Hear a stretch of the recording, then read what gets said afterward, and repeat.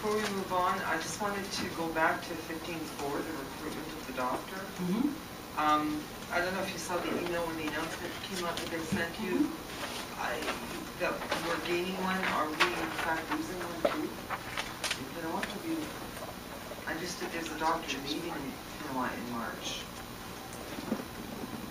So we're gaining one, but we're losing one. His name started with the name.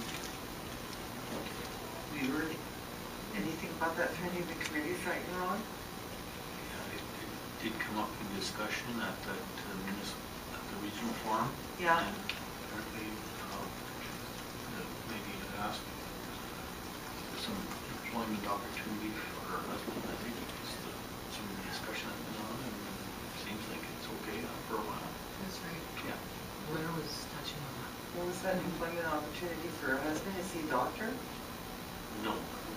His husband works at But there was some employment opportunity at AECL. couldn't find work over here. Yeah. So then I guess Blair Skinner was Oh, they were going to leave. That's okay. Yes, now I They're know. working They on were it anyway. thinking of leaving Yeah. because the spouse couldn't find work. Blair's had a conversation and they're working on that aspect. Okay. And if the spouse can find work, then the They physician will will be stay. staying. Okay. So as it stands now, it's kind of agreed to Hunter stay. said, and then there was another one that's coming back off maternity leave. So Yeah, But we aren't getting any more here for Lac du Bonnet just yet. they're working on it. just that maternity leave one. Mhm. But Pine Falls is all worked on and they're going to be up to full strength. And so is Pinawa. But we're still what? We're still one doctor short here, right? Or 1.5? So I forget what the number is. Do you know if they're, because I've been to a couple of the committee meetings, but you're on the other health committee group. Do you know if they are targeting any of the university grads or anything like that? absolutely. They're working every angle they can get. They've got the international grads, they've got the grads here.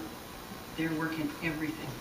Because in our region, in the IHR's area, they're short 22 doctors in total, or is it 24?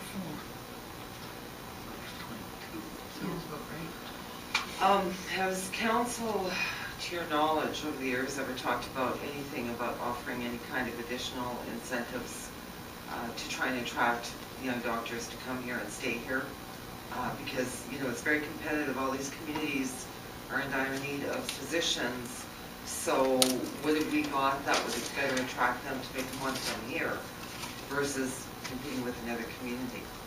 The idea behind the lobby council, the health one, is that we work together so that nobody is in competition, because some RMs within IEHR cannot offer that incentive. They can't offer 6-digit incentive programs for physicians. No, I don't think we have to do that, but, you know, if it's a young graduate, maybe in terms of, well, like we did with these 2 doctors here in town, we gave them $15,000 for equipment, and if they leave, that equipment stays here. But I mean, they're very What I'm restricted. telling you is the lobby committee as a whole has decided against that. Those kinds of incentives. Small ones, okay, if the RM wants to, but they're not in favor of that kind of incentive.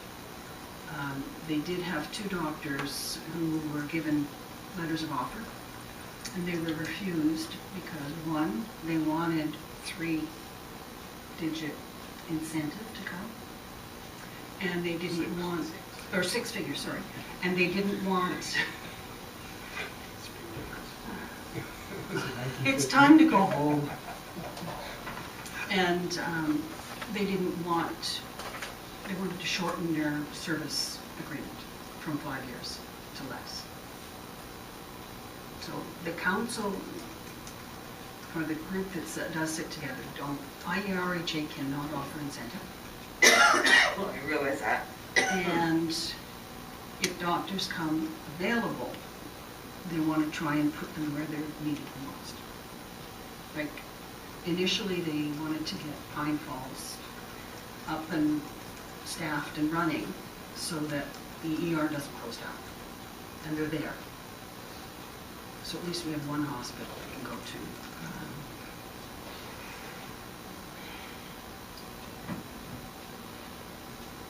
I don't think that some of the areas have had a lot of success with those incentives. If you look at the media, you'll see the stories of these doctors kind of bailing out in the middle of the night. And Well, that's in some communities. I guess it depends on what they set up, but I mean, something like what we did here with these two doctors, and we invested in their equipment, and if they leave, it stays.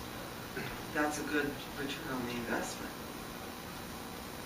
if that would be something that would come up and a doctor says, okay, I'll set up shop, give me $15,000, buy me some equipment, we could consider it. I'm not saying we're against it. I'm just saying it's not something we promote from that committee. I'm not saying this council. Dr. Bruno came to us. Yeah, I know. He did come to us, and we did support him and Dr. Petty with that $15,000 proposal, but I just think that we are still facing a massive shortage of doctors. You can't get in to see doctors in other areas because, they're overwhelmed, and what do the seniors do? Maybe we need to do a little bit more to make it more attractive to get those doctors here in this community. You mean our council?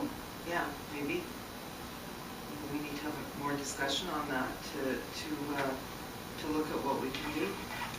I mean, I understand you've got the global committee, and that's great that It's we've not got, the global. or the regional, regional lobby committee, and you did bring in a doctor for Pinawa, who I understand will be here maybe one day a week, something like that. Yeah, he will serve in the health center. Yeah, as needed, yeah. But wouldn't it be great if we could get, working with the regional committee to say, okay, perhaps as a council, we might look at an additional incentive of, a cap of whatever for equipment or office space or whatever to get them to come here to commit for a few years. They've got it in position. Nobody's latching on. They have a full setup. And I'm personally, as the Reeve, sitting on this lobby committee, am not comfortable in going and doing something counter to what the committee's trying to do. No, I just said working with the goals of the committee, but we as a council can maybe say, okay, because right now everybody else is staffing up, but we still haven't. So perhaps we can do Okay, something. let me tell you up front, I am not, personally, as the Reeve, I'm not in agreement to do that. Because it's against the whole. So you're saying it's not even worth any more discussion because you decided? No. Cindy, I didn't say that. I said I personally, as the Reeve, do not support that idea. Okay. I'm not saying there's no more discussion. You're saying we should. I'm saying I'm against it. Okay. And are you all against it? The discussion's always good. No resolution. We were just talking here. Well, the meeting is actually a question period at this point in time. Well, no, it's still part of the, There's no need to draw a line in the sand here. Yeah. I mean, we all want the community to move ahead with in every way, shape, and form. So absolutely. discussion is open and honest, always. Yeah. Expected. I think we all agree with that. All I'm stating is that it's not the idea of this whole committee. Okay, well, we're not part of that committee, and I'm We looking at are. the ratepayers. As a council, we are. Okay, as a council, you participate, and you represent the RM in your position with that committee, but there's the rest of the council here and the ratepayers as well that we have to consider. That I think it would be, my position is I think it would be worth exploring. More discussion, look at options. Okay. In line with what the committee, the regional Stop, lobby stop. committee is doing. put it on the next agenda for Okay. discussion. Fair enough.